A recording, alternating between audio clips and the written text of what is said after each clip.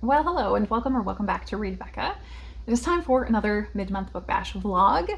I'm not sure though if this vlog will actually be happening or materializing over the weekend. We will see. I'm opening the vlog though out of optimism and that it will happen because I love mid-month book bash. So mid-month book bash is a monthly event that happens the second weekend of every month and is hosted by Doris of Aldi Books. And it is no rules, no specific goals or prompts, just boost your reading over the weekend by extending it from Friday to Monday in any way you can. And I say this might not happen not because I won't be reading, I will be reading, but most of what I will be reading I think is stuff I either can't talk about because it's for BookTube Prize or it doesn't really warrant talking about. So, on its own anyway. So let's talk about the books that I have on my reading plate that are going to keep me busy. I have two buddy reads that are long running with my friend Shannon, and so we check in basically every week, and we've been going for a very long time. And we are on the final story of The Best of World SF, Volume 3, finally, after reading it for most of this year. And that final story is a novella, really, so it is going to take a significant amount more time than it usually does for my weekly reading of this. We also are working on the complete Edgar Allan Poe. We've finished the Poe poetry already over this year, and we are working on the tales now. The tales have extremely varied lengths, and this week, again, we have a much longer, like a novelette length, than usual that we've been running into so far. So both of those are going to just simply take up a little bit more time and are going to be my main focus other than my BookTube Prize books that I can't talk about at all in the vlog. And those are Northwoods by Daniel Mason and Enter Ghost by Isabella Hamad. So I have started both of these and made progress on them. This isn't something I need to read start to finish, and they are pretty short. So in my mind, I'm kind of hopeful I might be able to finish both of these this weekend if I really push. And that's going to be the main factor in whether this vlog progresses because depending on where we're at, probably on Sunday, I may decide either just take the time and push through, or I'm so far ahead, I have time to actually pick up another book. And so depending on how that goes, this will be the book for the vlog, I think. A Faith of Many Rooms, Inhabiting a More Spacious Christianity by Debbie Thomas. So I had a goal this year of randomly picking up nonfiction books once a month from just browsing the library. And this is a short one that I found that is a topic that I'm very interested in. I'm really fascinated by various beliefs and world religions and different ways of having faith. So this is a topic that I'm very invested in, and it's a very different experience of Christianity than the one I grew up with in kind of fundamentalist evangelicalism. So I'm fascinated by the topic. However, I picked this up last month as my random browsing selection, and I still haven't gotten to it. So I'm out of renewals at the library, and that means I need to either read it or return it to the library probably for this vlog. So I'm thinking realistically I can pick this up. I have plenty of time to finish my two remaining books for BookTube Prize, but I do kind of want to finish them shortly. So we will see how my priorities shift over this weekend. I think very realistically this book could happen Sunday and Monday. And so if so, my main bookish updates will be on Sunday and Monday, and you'll be hearing what I think of this book.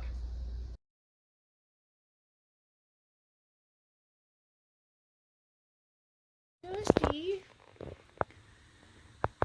you drunk?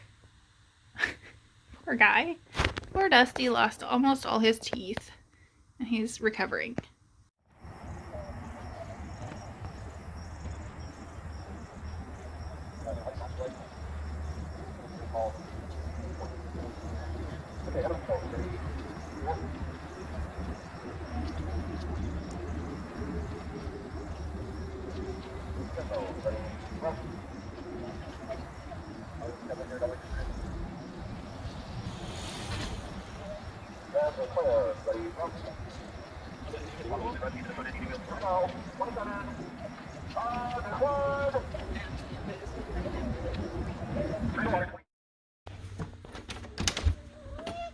Pet. Mornings are hard times to be a cat. Okay. It's very hard times. Yeah. Okay. It's food time?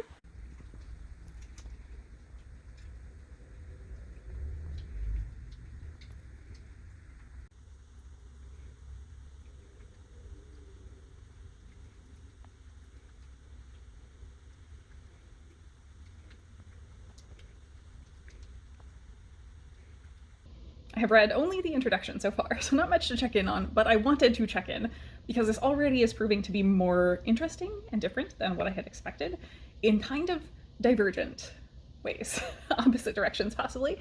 The first being that the author is South Indian and is coming from a version of evangelical faith that is very different to American evangelicalism. So that's unusual, and it's something I'm aware of, but not super familiar with. They basically have this an evangelical form of faith that is inspired by Thomas having traveled to India, I believe, like 30 years after Christ, and then propagating it there. And so that's a whole faith tradition that I'm not super familiar with. The other thing is that she is coming at this having already somewhat moved forward from that faith tradition in having come from India to America and had to expand her understanding of Christianity in that. But she's giving me a little bit of pause. Not because of things she's directly saying, but because of things she's indirectly saying or implying, that her idea seems to be, and I could be totally mistaking her, seems to be that more or less she feels having a faith tradition in your life is very important, and specifically a Christian faith tradition is very important because only Christianity can impart certain attributes and qualities within you.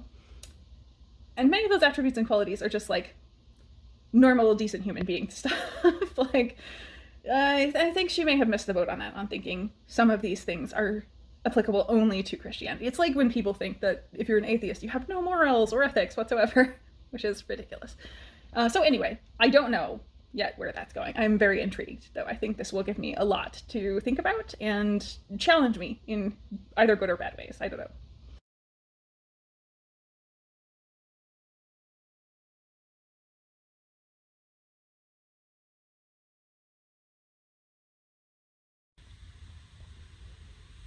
They had these little knit pumpkins at Target in the dollar bins. So now we've got a fairly autumnal, autumn-winter vibe mantle.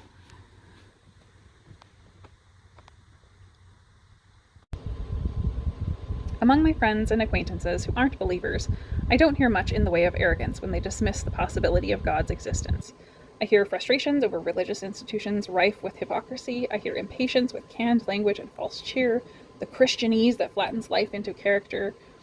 And I hear pain, the pain of yearning for faith and finding it unavailable. So she says all of that right after a massive couple paragraphs of Christianese. So I am liking this, but the author is just not entirely self-aware and doesn't seem to even imagine or conceptualize life outside of faith in any realistic way.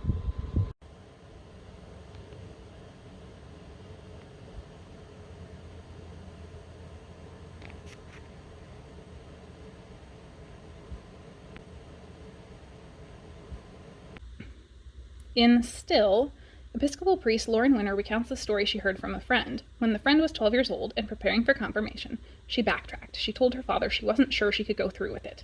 She wasn't sure she could believe everything she was supposed to believe, and she didn't want to make a promise of faith she couldn't keep.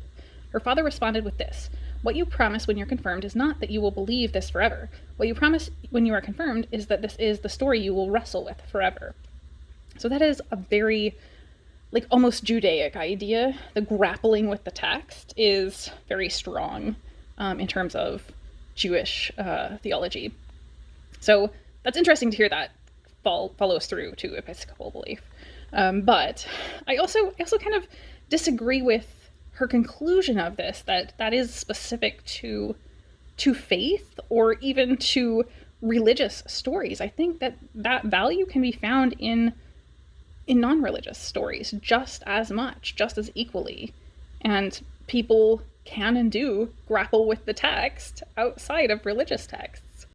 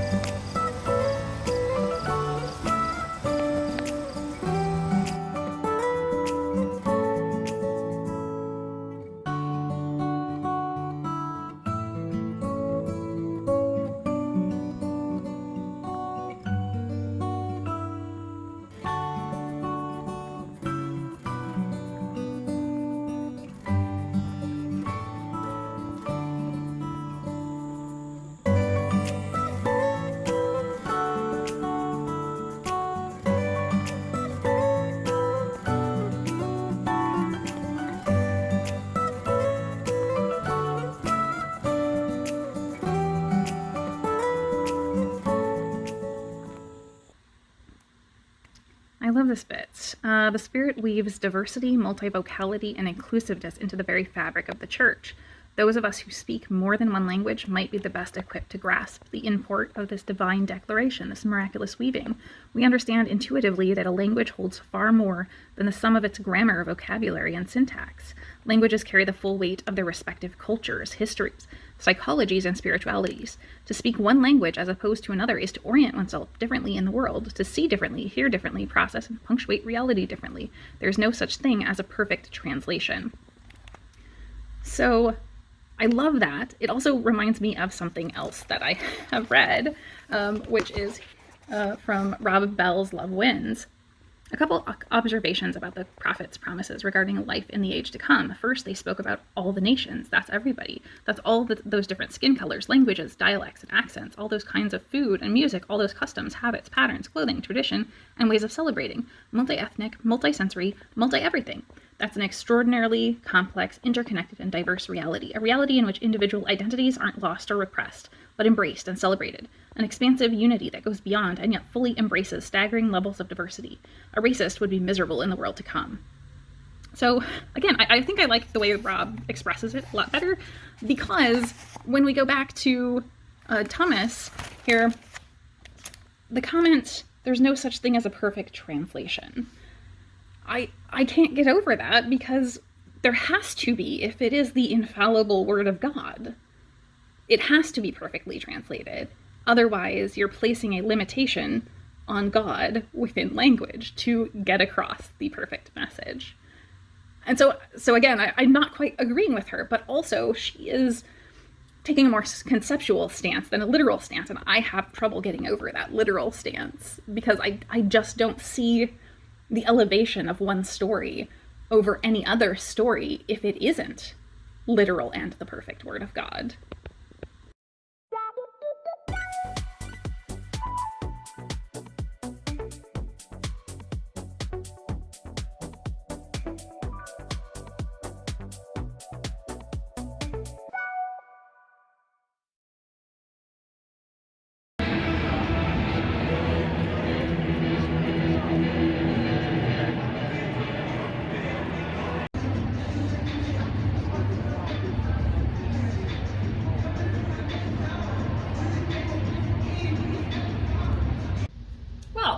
It is a much belated wrap up for this vlog. It's Wednesday. I did finish the book on track for the book bash. I wouldn't care if I didn't, but I did. And then I got some unexpected baseball tickets. My neighbors are massive baseball fans, and they had some tickets they were not going to use, so they gave them to me. So I got to go. I am not a huge baseball fan or sports of any kind, but I do enjoy going. So it was a good time. And very nice tickets. Perfect night for it. And then yesterday I worked a ridiculous day, so I did not have any time to check in yesterday. So we are here now. I am in the final run of the last few days of very hectic work, and then I have some time off. So we're gonna wrap this up while we have a little break here. I'm a little confused about what this is, honestly. So over the readings you'll have gotten that sense, I'm sure, that I shared. But this was much more memoir. But she rarely talks about herself and the experiences, I guess, that drive her decisions about her faith, or what caused it to evolve. But she is talking conceptually about evolution of her faith over her life. And in brief moments, she will mention things like, this came from my family, or at this time we moved from here to here. And so there are those sort of memoir-y elements, but it's much more her conceptualizing her faith. And that doesn't align with the point where it started, where she was kind of talking about the fact that Christianity is struggling right now in the past few years, because people are seeing so many things in the church that are not aligned with what they believe, or not aligned with the Christ message. And also people are recognizing that so many things about organized religion are not really aligned with what they believe or can tolerate anymore. And she's trying to make the case at the beginning for a more expansive Christianity that is very welcoming and loving and focuses those elements rather than the kind of legalism that she grew up with in a fundamentalist evangelical home. But I don't think that, for me, I'm reading into this, so this is not a diagnosis or anything, whatever. when someone like myself talks about deconstruction, whether that is fully leaving the church or moving to a more expansive faith like she's talking about, very often what we're talking about is unbuilding those foundational blocks that were at the core of your religion.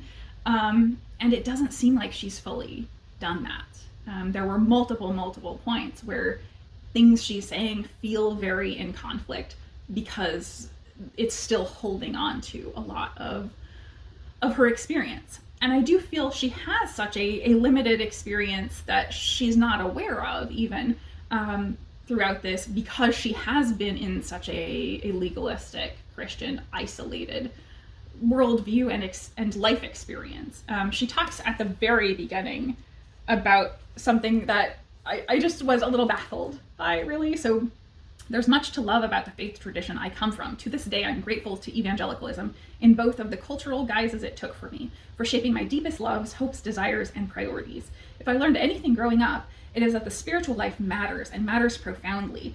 Casual, optional, complacent, tangential. These aren't words I associate with faith, because I grew up surrounded by people who took discipleship seriously. From them, I learned to focus a good portion of my time and attention on the big questions. Who am I? What is my purpose? Who is God? What is, quote, the good? I think that would have been better phrased as good. How should I live? I was still a little girl when I learned to prioritize these matters. It was a good way to grow up. Okay, the questions though, who am I? What is my purpose? Who is God? What is good? How should I live? Those are not Christian questions. Those are human philosophical questions. Those are the reason that all world religions exist, not specifically Christianity. And yeah, I feel like that's a really telling comment of her isolated experience in life, that perhaps she just has not experienced a lot of things that have challenged her faith and worldview at this point. I don't know, but that is my read into it. That's what it comes across as to me. So I feel like she thinks grappling with those big questions is just a Christian thing. Being that complacent and casual, optional thing she's describing, I've seen that in the Christian world as well. It's just as easy for someone to enter into Christianity and go, oh, well, the questions are all answered for me. I don't have to think about it, as long as I stick on this road. So that is an option within Christianity too, to be very casual and just not think about these deeper questions, not struggle with it, as she talks about doing throughout this book. So she got a very specific version of Christianity that is not universal or not specific or denominational in any way. It's just her personal life experience, and she's attributing that to the faith itself, which it's not. And I think the other thing that really stood out to me as being part of the deconstruction journey, that kind of stood out to me as a struggle of her talking in both directions. Later on in the book, I'm not going to quote any of it because it's a big chunk. There is a section where she talks about how great it is having gone from this very fundamentalist version where you had to put on a face of perfection, of confidence and surety all the time. And now she has moved towards something that it does involve more grappling and doubt and struggle to understand, and embracing that doubt being a very powerful thing. But then she immediately turns around and in pages later is talking about, it kind of, for me, was the book's equivalent of an altar call. I could feel the emotional music swelling as she is giving this very evangelical diatribe about all the things that she needs assurance of, and how Christianity provides those assurances for her, and why that is so valuable to her. And there are things like, it's her needing things to come out rosy in the end, more or less. Things like the idea that children killed by mass shooters are going to have a good, healthy, happy life ahead of them in the afterlife. Just generally things like that kind of, we're like, I feel maybe that does not align with what exactly the Bible says. I don't even want to get into the different interpretations of how someone is saved, of the different forms of afterlife or progressions of the afterlife across different sects of Christianity. But yeah, there are various interpretations of that, and I don't feel any of that is really promised that certainly everything is going to come up rosy, and everyone who is, potentially good will certainly end up getting their reward. There are lots of interpretations either way. But more importantly, assurances are not a thing you have in faith. That's the whole point of it being faith. You have no facts, no evidence, no assurances, no guarantees. You are just simply choosing to believe and follow anyway. That is the point of faith. And so her saying this litany of, I'm so happy to be Christian because it gives me these assurances that things are going to come out good, was very frustrating to read. And it is a very like evangelical ideology, certainly, but it's very counter to the idea of faith. So I struggled with that. All of that was really hard to take in, to understand, because she is saying very opposite, or things in opposition to me as far as my interpretation. But also that can be part of the progression and evolution of one's Christianity. I know certainly as I was progressing in my own journey of deconstruction, things became a little incoherent, certainly, because I hadn't fully had time to think through. So maybe this just was not the right time for her to be writing this book quite yet, because she hasn't really fully thought through end to end a consistent view. And maybe her personal religious practice doesn't need to be consistent or rational. And that's just something I'm putting on it. That is also totally possible. So anyway, mixed experience. I think I enjoyed a lot of the ways that she is working through this, clearly in progress, I think, but I don't think she was really at a final point of understanding an evolution of her own faith to write this book in the first place. So I don't feel like it drew any successful conclusions entirely. So I think that's it for this very unusual, I think, mid-month book bash vlog. Thank you all so very much for watching.